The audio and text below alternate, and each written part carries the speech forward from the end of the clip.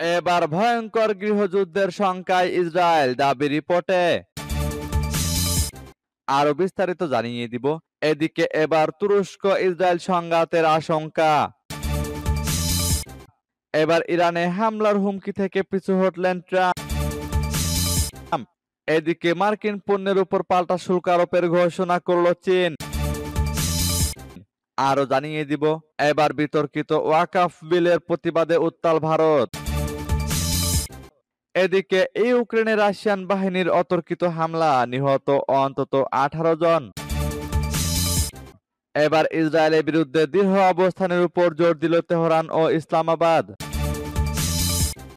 এবং সর্বশেষে জানিয়ে দিব, এদিকে চীনের পাল্টা শুল্ক আরোপে সতর্ক করলেন ট্রাম্প। শুনছিলেন সংবাদ শিরোনাম, এখন বিস্তারিত। তবে তার আগে অনুরোধ থাকবে এই ভিডিওতে একটি লাইক দিন এবং কমেন্টস করে জানিয়ে দিন আপনি কোন জেলা থেকে বা কোথায় থেকে আমাদের সাথে যুক্ত রয়েছেন। এবং সংবাদের সর্বশেষ গুরুত্বপূর্ণ আপডেট পেতে চ্যানেলটি সাবস্ক্রাইব করে আমাদের সঙ্গে থাকুন। এবার গৃহযুদ্ধের শঙ্কায় ইসরায়েল, দাবি রিপোর্টে। সম্প্রতি একটি জরিপে দেখা গেছে 60% ইসরায়েলি গৃহযুদ্ধের শঙ্কায় সতর্কতার সঙ্গে সহমত পোষণ করেছেন। এছাড়া খাদ্য নিরাপত্তাহীনতা প্রভাবিত করছে 1.5 মিলিয়ন বসতি স্থাপনাকারীকে, যা দখলকৃত অঞ্চলে ব্যাপক অর্থনৈতিক ক্ষতির সৃষ্টি করছে। ইসরায়েলের চ্যানেল 7 এই জরিপের এই তথ্য প্রকাশ করেছে। সংবাদ মাধ্যমটি বলছে, জরিপের এই তথ্যগুলো ইহুদি জনগণের নীতি প্রতিষ্ঠান এর ইসরায়েলি সমাজ সূচক থেকে নেওয়া হয়েছে। জরিপটি ইসরায়েলি সুপ্রিম কোর্টের সাবেক প্রেসিডেন্ট আহারন বারাকের বক্তব্যের প্রতিক্রিয়া যাচাই করেছে, যিনি ইসরায়েলের গৃহযুদ্ধের আশঙ্কার সতর্কবার্তা দিয়েছিলেন। জরিপে দেখা গেছে 27% ইসরায়েলি আহারন বারাকের সতর্কবার্তার সঙ্গে একমত হয়েছেন এবং বলেছেন তিনি সঠিক ছিলেন। অন্যদিকে 33% মনে করেন তিনি কিছুটা অতিরঞ্জিত মন্তব্য করেছেন, তবে বাস্তবে বিপদের আশঙ্কা রয়েছে। এছাড়া 21% ইসরায়েলি মনে করেন বারাক খুব বেশি অতিরঞ্জিত তথ্য দিয়েছেন এবং গৃহযুদ্ধ আসন্ন নয়। আর কেবল 16% ইহুদি মনে করেন ইসরায়েলে গৃহযুদ্ধের কোনো আশঙ্কা নেই। জরিপটি শিনবেত প্রধানকে বরখাস্ত করার বৈধতা এবং সরকার যদি সুপ্রিম কোর্টের আদেশে হস্তক্ষেপ করে তাহলে তা মেনে চলা উচিত কিনা সে বিষয়েও মতামত জানতে চেয়ে। এদিকে এবার তুরস্ক ইসরায়েল সংঘাতের আশঙ্কা। সিরিয়ায় তুরস্কের নিয়ন্ত্রণাধীন অবস্থানে ইসরায়েলের সাম্প্রতিক বিমান হামলাকে কেন্দ্র করে দুই দেশের মধ্যে উত্তেজনা বাড়ছে। এই পরিস্থিতি সামরিক সংঘাতের আশঙ্কা সৃষ্টি করেছে। সিরিয়ার বার্তা সংস্থা MAAN জানিয়েছে, সিরিয়ায় তুরস্ক নিয়ন্ত্রিত অন্তত 3টি বিমান ঘাঁটি সম্প্রতি ইসরায়েলি বিমান হামলায় ক্ষতিগ্রস্ত হয়েছে বা তুরস্ক নিয়ন্ত্রণ হারিয়েছে। এই সব ঘাঁটি সিরিয়ার প্রেসিডেন্ট আহমাদ আল শারার বাহিনীর সঙ্গে একটি যৌথ প্রতিরক্ষা ব্যবস্থার অংশ ছিল বলে ধারণা করা হচ্ছে। তবে হামলা চালানোর আগে ইসরায়েল কোনো রকম সতর্কবার্তা দেয়নি।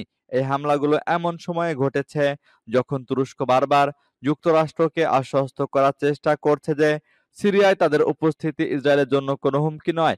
কিন্তু ইসরায়েলের ধারাবাহিক ও সম্প্রসারিত বিমান হামলা, বিশেষ করে বুধবারের হামলাগুলো তুরস্ক ও ইসরায়েলের মধ্যে সিরিয়া ইস্যুতে মতবিরোধকে ঘনীভূত করেছে এবং সরাসরি সংঘাতের সম্ভাবনা নিয়ে জল্পনা শুরু হয়েছে। সিরিয়ার দুটি সামরিক সূত্র এবং একটি আঞ্চলিক গোয়েন্দা সূত্র নিশ্চিত করেছে, তুরস্কের সামরিক বাহিনী সম্প্রতি হোমস প্রদেশের T4 ও তাদমুর বিমান ঘাঁটি এবং হামা প্রদেশের প্রধান বিমানবন্দর পরিদর্শন করেছে। এসব সফরের উদ্দেশ্য ছিল ঘাঁটিগুলোর অবকাঠামোগত অবস্থা মূল্যায়ন করা। এবার ইরানে হামলার হুমকি থেকে পিছু হটলেন ট্রাম্প। মার্কিন প্রেসিডেন্ট ডোনাল্ড ট্রাম্প কয়েকদিন আগে ইরানের উপর বোমা ফেলবেন বলে হুঁশিয়ারি দিয়েছিলেন। এতে পাল্টা হামলার জন্য ক্ষেপণাস্ত্র প্রস্তুত রয়েছে বলে হুঁশিয়ারি দেয় ইরান। এই পরিস্থিতিতে ইরানে বোমা হামলার হুমকি থেকে পিছু হটেছেন ট্রাম্প। তিনি পারমাণবিক চুক্তি নিয়ে ইরানের সঙ্গে এবার সরাসরি আলোচনায় বসার প্রস্তাব দিয়েছেন, খবর AFPর। বৃহস্পতিবার সাংবাদিকদের ট্রাম্প বলেন, ইরান আগে মধ্যস্থতাকারীর মাধ্যমে কথা বলতে চাইলেও এখন তাদের অবস্থান বদলেছে বলে মনে করেন তিনি। সরাসরি আলোচনা হলে দ্রুত সমাধানে পৌঁছানো যায় এবং একে অপরকে ভালোভাবে বোঝা যায় বলেও জানান ট্রাম্প।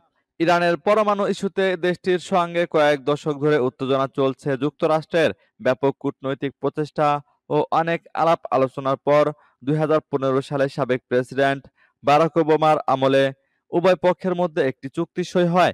কিন্তু 2018 সালে ট্রাম্প তার প্রথম মেয়াদকালে ঐতিহাসিক ইরান পরমাণু চুক্তি থেকে যুক্তরাষ্ট্রকে প্রত্যাহার করে নেন।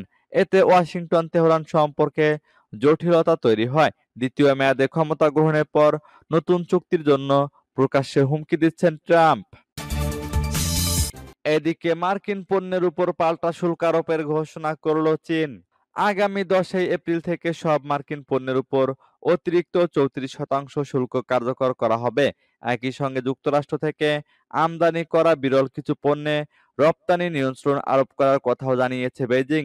মার্কিন প্রেসিডেন্ট ডোনাল্ড ট্রাম্পের যুক্তরাষ্ট্রে চীনা পণ্যের উপর নতুন করে 34% শুল্ক আরোপের জবাবে এই পাল্টা ব্যবস্থা নিয়েছে চীন। বিশ্লেষকরা বলছেন, এই সিদ্ধান্ত বিশ্ববাজারে বাণিজ্য যুদ্ধকে আরো তীব্র করে তুলবে। শুক্রবার সংবাদ মাধ্যম আল জাজিরা প্রকাশিত এক প্রতিবেদনে চীনের অর্থ মন্ত্রণালয়ের উদ্ধৃতি দিয়ে জানানো হয়, নতুন শুল্ক ব্যবস্থা 10 এপ্রিল থেকে কার্যকর হবে। এর আগে মঙ্গলবার মার্কিন প্রেসিডেন্ট ডোনাল্ড ট্রাম্প ঘোষণা দেন, চীনা পণ্যের উপর 34% নতুন শুল্ক আরোপ করা হবে। আগেই চীনা পণ্যে 20% শুল্ক আরোপ ছিল। ফলে নতুন শুল্ক মিলিয়ে মোট হার দাঁড়ায় 54%। চীনের অর্থ মন্ত্রণালয় জানায়, ট্রাম্পের ঘোষণার জবাবে এর আগেই তারা মার্কিন কয়লা ও তরলীকৃত প্রাকৃতিক গ্যাসের উপর 15% শুল্ক আরোপ করেছিল। এবার সেই শুল্কের উপর আরো 34% যোগ করা হলো। এবার বিতর্কিত ওয়াকফ বিলের প্রতিবাদে উত্তাল ভারত। ভারতে ওয়াকফ সংশোধনী বিল ঘিরে বিক্ষোভে উত্তাল রাজপথ। প্রতিবাদে রাস্তায় নেমেছেন মুসলিম সম্প্রদায়ের হাজারো মানুষ। ধর্মীয় সম্পত্তির উপর হস্তক্ষেপের অভিযোগ তুলে পুড়িয়েছেন পুষ্পপুত্তলিকা। শুক্রবার দুপুরে বিক্ষোভে উত্তাল হয়ে ওঠে কলকাতা, চেন্নাই ও আহমেদাবাদ সহ ভারতের বিভিন্ন শহরের সড়কগুলো। অসংখ্য মানুষ হাতে ভারতের জাতীয় পতাকা নিয়ে এই প্রতিবাদ কর্মসূচিতে অংশ নেন। তাদের হাতে নানা ধরনের প্লেকার্ডও দেখা গেছে। তাতে লেখা ছিল, আমরা ওয়াকফ সংশোধনী মানছি না, ওয়াকফ বিল প্রত্যাহার করুন। হিন্দুস্তান টাইমসের প্রতিবেদনে বলা হয়েছে, শুক্রবার জুম্মার নামাজের পরপরই ইসলাম ধর্মাবলম্বীরা এই বিক্ষোভে অংশ নেন। এদিন কলকাতায় প্রতিবাদের বহর ছিল অনেক বড়। গুজরাটের আহমেদাবাদেও এদিন ওয়াকফ সংশোধনীর বিরোধিতায় পথে নামেন ইসলাম ধর্মাবলম্বীরা। সেখানে আন্দোলনকারীদের পর পুলিশকে চড়াও হতে দেখা গেছে। ওয়াকফ সংশোধনীর প্রতিবাদ জানিয়ে প্রবীণরাও রাস্তায় বসলে তাদের জোর করে তুলে দেওয়ার চেষ্টা করে গুজরাট পুলিশ। চেন্নাইয়ে কেন্দ্রীয় সরকারের ওয়াকফ বিলের প্রতিবাদে রাজ্যব্যাপী প্রতিবাদের ডাক দেয় অভিনেতা বিজয়ের নেতৃত্বাধীন রাজনৈতিক দল তামিলাঙ্গ ভেত্তরি কাজাগাম। এদিকে ইউক্রেনে রাশিয়ান বাহিনীর অতর্কিত হামলা, নিহত অন্তত 18 জন। ইউক্রেনের মধ্যাঞ্চলীয় শহর ক্রিবিরিহের একটি আবাসিক এলাকায় অতর্কিত হামলা চালিয়েছে রাশিয়ান বাহিনী। এতে অন্তত 18 জন নিহত হয়েছে। নিহতদের মধ্যে 9 জন শিশু রয়েছে। স্থানীয় কর্তৃপক্ষের বরাত দিয়ে এই তথ্য জানিয়েছে কাতার ভিত্তিক সংবাদ মাধ্যম আল জাজিরা। ইউক্রেনের কর্তৃপক্ষ বলছে, এটি চলতি বছরে মস্কোর চালানো সবচেয়ে বড় প্রাণঘাতী হামলা। মার্কিন প্রেসিডেন্ট ডোনাল্ড ট্রাম্প যখন রাশিয়া ও ইউক্রেনের এই যুদ্ধে বন্ধে তৎপরতা, তার মধ্যে গতকাল শুক্রবার ইউক্রেনের প্রেসিডেন্ট ভলোদিমির জেলেনস্কির শহরে এই হামলা হলো। নিপ্রপত্রভস্কের গভর্নর সের্হি লিসাক বার্তা আদান প্রদানের মাধ্যম টেলিগ্রামে লিখেছেন, হামলায় আবাসিক ব্লক ক্ষতিগ্রস্ত হয়েছে এবং আগুন ধরেছে। টেলিগ্রামে ছড়িয়ে পড়া বিভিন্ন ভিডিওতে দেখা গেছে ফুটপাতে হতাহতদের দেহ পড়ে আছে। সেখানে একটি খেলার মাঠের ভিডিও রয়েছে। ভিডিওতে আকাশে ধূসর ধোঁয়া উড়তে দেখা গেছে। তবে এসব ভিডিও যাচাই করা সম্ভব হয়নি। এবার ইসরায়েলের বিরুদ্ধে দৃঢ় অবস্থানের উপর জোর দিল তেহরান ও ইসলামাবাদ। ইরানের প্রেসিডেন্ট মাসুদ পেজেশকিয়ান তার পাকিস্তানি সমকক্ষের সাথে আলাপকালে আশা প্রকাশ করেছেন যে মুসলিম দেশগুলোর মধ্যে ঐক্য ও সংহতি জোরদার করার মাধ্যমে ফিলিস্তিন এবং গাজার জনগণের বিরুদ্ধে ইহুদিবাদী সরকারের অপরাধযজ্ঞের বিরুদ্ধে দৃঢ় অবস্থান নেওয়া হবে। পাকিস্তানের প্রধানমন্ত্রী শাহবাজ শরীফ আরো বলেন, দুটি ঐতিহাসিক প্রতিবেশী হিসেবে ইরান ও পাকিস্তানের একে অপরের সাথে সাংস্কৃতিক ও অর্থনৈতিক সম্পর্ক জোরদার করা উচিত। তুর্কমেনিস্তানের প্রেসিডেন্টের সাথে ইরানের প্রেসিডেন্টের আলোচনায় আশা প্রকাশ করেছেন যে ভ্রাতৃত্ব, প্রতিবেশী সুলভ সম্পর্ক এবং অর্থনৈতিক ও সাংস্কৃতিক সম্পর্ক জোরদার করার মাধ্যমে আমরা আমাদের দুই দেশ সহ এই অঞ্চলের দেশগুলির কল্যাণের জন্য ভালো সাফল্য অর্জন করতে পারব। কাতারের আমিরের সাথেও কথা বলেন পেজেশকিয়ান। তাদের কথোপকথনে দুই দেশের মধ্যে চুক্তি বাস্তবায়ন ত্বরান্বিত করার উপর জোর দেওয়া হয়েছে। আলজেরিয়ার প্রেসিডেন্ট আবদেল মাজিদ তেব্বুন পেজেশকিয়ানের সাথে আলাপকালে বলেছেন, ইরান এবং আলজেরিয়া দুদেশের মধ্যে সম্পর্ক ভ্রাতৃত্বপূর্ণ এবং বন্ধুত্বপূর্ণ পরিবেশে প্রসারিত হচ্ছে। সূত্র পার্স টুডের। এদিকে চীনের পাল্টা শুল্ক আরোপে সতর্ক করলেন ট্রাম্প। এবার যুক্তরাষ্ট্রের সব পণ্যে অতিরিক্ত শুল্ক আরোপ ও একগুচ্ছ নিষেধাজ্ঞার ঘোষণা দিয়েছে চীন।